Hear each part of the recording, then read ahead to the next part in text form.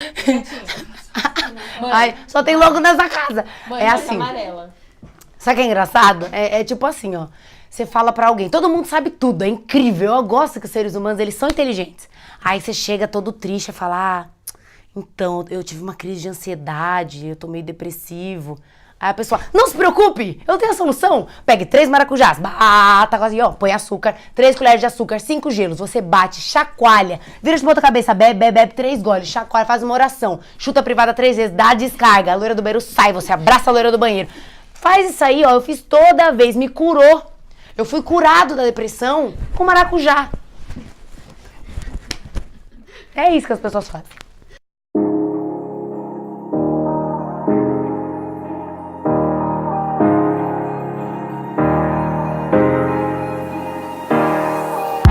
Então, vocês estão bom? Eu tô bem. Hoje a gente vai falar sobre um assunto diferente nesse canal. Um assunto meio sério, meio polêmico. Que é sobre ansiedade, depressão e as minhas crises. Então, gente, pois é. Tenho crise de ansiedade. Que bom, né? Na verdade, eu comecei a eu fui diagnosticada e tive a primeira crise de ansiedade quando eu tinha 15 anos. Nessa época, eu sempre fui uma criança muito agitada, mas nessa época, com 15 anos, eu comecei a trabalhar. Mas o que acontece? A minha cabeça, ela absorve muitas coisas e ela é ansiosa naturalmente. Então, qualquer tipo de informação que eu receba, ou qualquer tipo de coisa que vá acontecer, ou que minha cabeça acha que vai acontecer, ela automaticamente já programa ansiedade. Eu começo a acumular esse tipo de coisa. Porque tem 2 tipos de ansiedade, vamos lá. Tem a ansiedade imediata e a acumulativa. Geralmente a ansiedade imediata é o que você mais deve estar acostumado a ver. Quando, sei lá, o chefe fala, vamos ter uma reunião. Você já começa a morder os dedos, começa a suar, fica nervoso, treme. Então, isso são sintomas que acontecem de uma ansiedade na hora, que você tá ansiosa naquele momento. A acumulativa, ela depende. Você pode receber a mesma notícia da reunião, ficar ansiosa do mesmo jeito, mas não refletir nenhum sintoma. Simplesmente você guarda pra você. Aí acontece uma coisa que te deixou nervosa, aí você pega aquela coisinha. Aí no outro dia, você foi fechado no trânsito, pega mais uma coisinha. Aí da outra vez você foi colocar uma roupa e não serviu, veio mais uma coisa aqui na cabeça. Voltando aos 15 anos.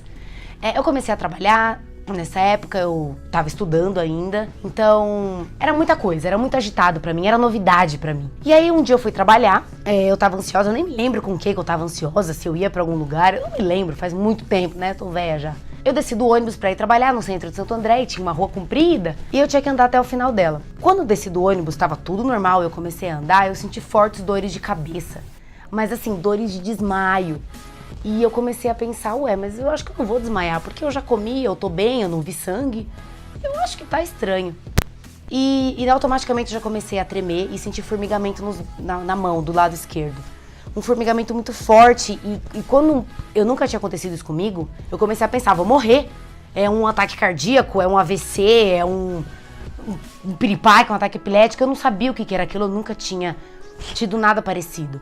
E o formigamento não parava de subir, eu andava na rua, sei lá que cara eu fazia.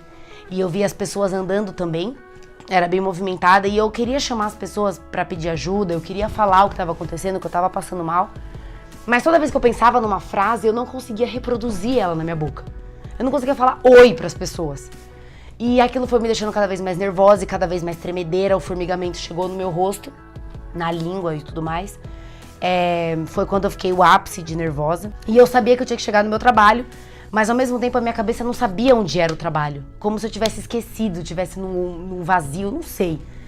E aí eu entrei assim pela porta do trabalho, a minha chefe percebeu que eu não tava bem. Isso é muito legal também quando você percebe as pessoas, você tem que estar atento às pessoas. E ela me colocou pra dentro, deitou no sofá, eu tomei uma água, fui melhorando.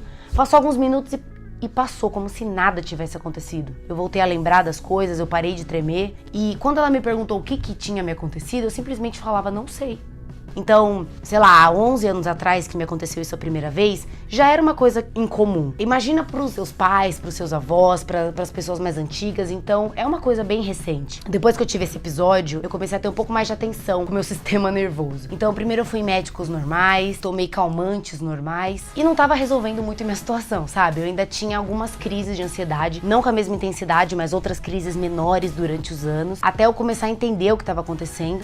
Isso eu tinha muita vergonha. Pode até ser feio o que eu vou falar, mas eu tinha vergonha de mim. Porque o dia que eu senti mais vergonha foi quando tava na hora do almoço e eu tava com uma galera do trabalho. E começou a me dar uma crise de ansiedade, sei lá, porque raios de motivo, se eu tava passando nervoso no trabalho, ou se é porque eu tava na faculdade já. Começou aquela tremedeira de novo e eu tentava muito me controlar pra ninguém perceber. Só que na hora de pagar, cada um tem um cartãozinho, né? E aí eu passei o cartão e a pessoa falou, digita a senha. Eu não conseguia digitar uma senha de 4 números. E aí, quanto mais a fila ia aumentando e as pessoas começaram a perceber que eu não tava digitando a senha, começou a acontecer uma coisa que com certeza todo mundo já fez. Piada. Todo mundo já fez piada. E aí começaram a falar, você não vai pagar, caloteira, esqueceu a senha, é golpe. Eu até entendo que todo mundo gosta de brincar.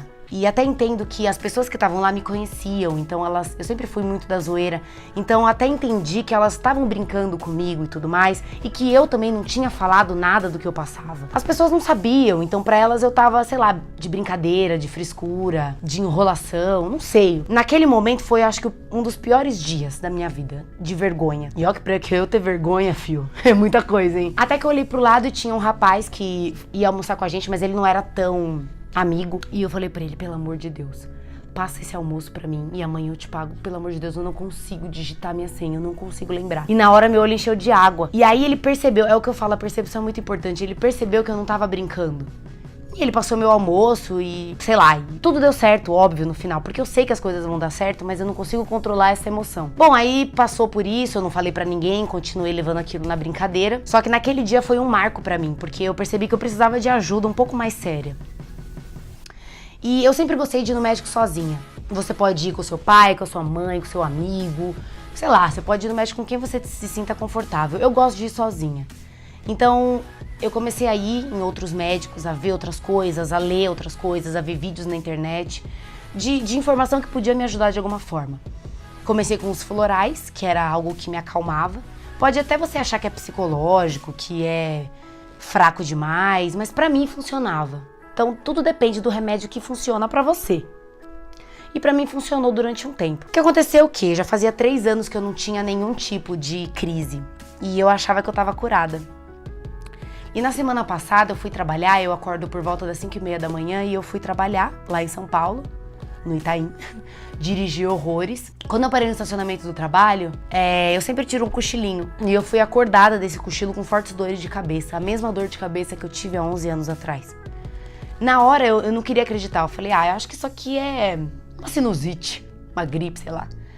Acordei assim, mais ou menos, fui pegar minha bolsa de maquiagem, que eu me maqueio no carro, muita gente faz isso, e eu já paralisei. E na hora que eu paralisei, eu comecei a perceber que eu tava tendo uma crise de ansiedade de novo. É como você sentir tendo uma recaída sem querer, é como você sentir que todo o trabalho que você fez foi em vão, é uma sensação bem bosta. Começou o formigamento na mão e eu massageava com muita força, porque eu não queria que aquilo acontecesse. E o formigamento foi subindo, subindo, subindo, e aquela agonia. A minha boca começou a formigar de novo, exatamente como a primeira vez que eu contei pra vocês. E aí eu corri, peguei meu celular, eu catei meu celular, que eu falei, vou chamar alguém. Mas eu não conseguia desbloquear o celular. Isso que é com a digital. Era só pôr a digital. E eu não consegui. E mesmo se eu tivesse conseguido, eu não ia conseguir falar com as pessoas ou mandar mensagem, e isso ia acabar deixando as pessoas próximas a mim do meu trabalho muito nervosas. Então eu falei, bom, o jeito é eu me acalmar e esperar passar a crise. Infelizmente é assim. Então eu olhei no espelho, respirei calmamente, tentei pensar em coisas positivas, sei lá, até passar a crise. Bom, a crise demorou mais ou menos meia hora pra passar. Ela foi uma das mais longas. E eu comecei a pensar, a buscar coisas na minha cabeça, o que podia ter desencadeado isso. E aí eu comecei a perceber que qualquer coisa pode desencadear essas coisas, entendeu? Você não precisa ter uma morte na família, você não precisa estar passando por um momento sufocante, você não precisa estar necessariamente com aquela carga de emoção para ter uma crise. A crise pode vir de coisas simples. Tudo é muito simples. Por isso que não pode ser tratado como frescura. Bom, e aí eu melhorei e eu tinha que subir para trabalhar, né, gente? Então, depois da meia hora que eu passei por lá, eu fiquei com muita vontade de chorar, porque eu tava com muita vergonha. E aí nessa hora eu falei, quer saber, eu preciso falar sobre isso. Eu preciso falar pra alguém. além do médico, enfim, eu preciso falar pra alguém. Eu catei o celular e fiz alguns stories. E aí eu fiquei surpreendida e feliz ao mesmo tempo, engraçado, né? Da quantidade de pessoas que me responderam. Pessoas que responderam com textões, assim, contando as histórias delas. De como elas passavam por isso, que algumas tinham ansiedade com depressão, com bipolaridade. Outras pessoas que tinham outras doenças que eu nem sei o nome. Várias patologias que são muito detalhadas que a gente não sabe o que é. Então, as doenças mentais, elas estão muito ligadas. Então, tem muita coisa que pode acontecer que a gente não conhece ainda. Por isso que... E aí eu comecei a criar uma empatia comigo e com as pessoas que eu tava lendo. Pessoas que eu não conhecia, estavam muito simpáticas comigo. Às vezes as pessoas que estão próximas a mim não têm a mesma empatia. Então, me davam dicas de remédio, de pessoas, de terapeutas. E aí eu comecei a perceber que isso era importante, não só pra elas, mas pra mim também. Comecei a perceber essas coisas, o quão importante era. E aí eu falei, quer saber? Vou falar sobre isso, eu vou melhorar. Eu já, enfim, marquei outros psicólogos, porque é uma coisa que não tem cura. Então você vai pra sempre lutar com isso. Você pode nunca mais ter crise, sorte sua, mas você pode ter. E pra isso você precisa estar preparado. Então eu comecei a pensar, eu falei, bom, eu posso falar de uma coisa que eu tenho, que é a ansiedade. Mas eu não posso falar de coisas que eu não tenho. E aí eu tava conversando, não sei se vocês sabem, não sabem, né? Nunca. Eu vivo com pessoas que têm depressão. E acho que nada melhor do que uma pessoa que tenha pra falar sobre o tema. Ou pra me ensinar sobre coisas que eu também não sei tudo.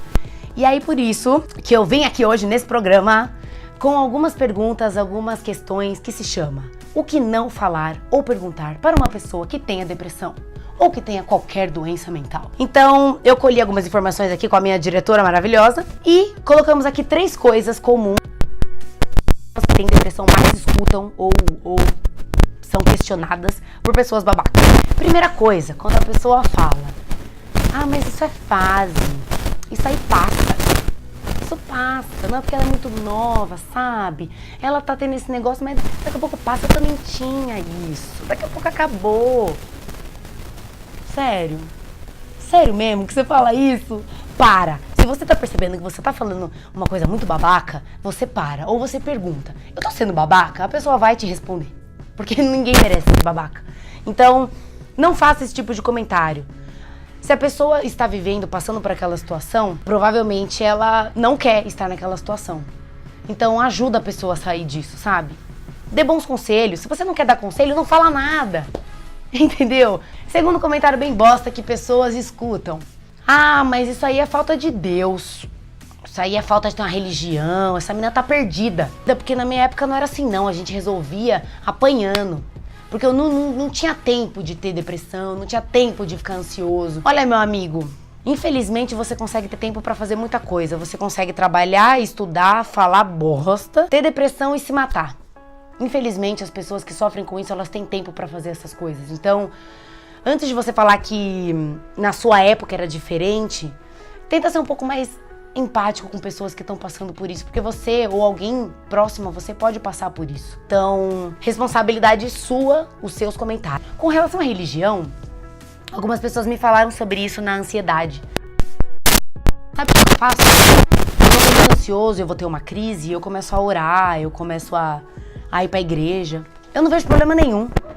É bom isso, porque às vezes você vai pros lugares, você foca a sua energia em Deus, ou qualquer energia que você acredite. Quando você foca isso, eu acredito que as pessoas podem melhorar só com a força do pensamento.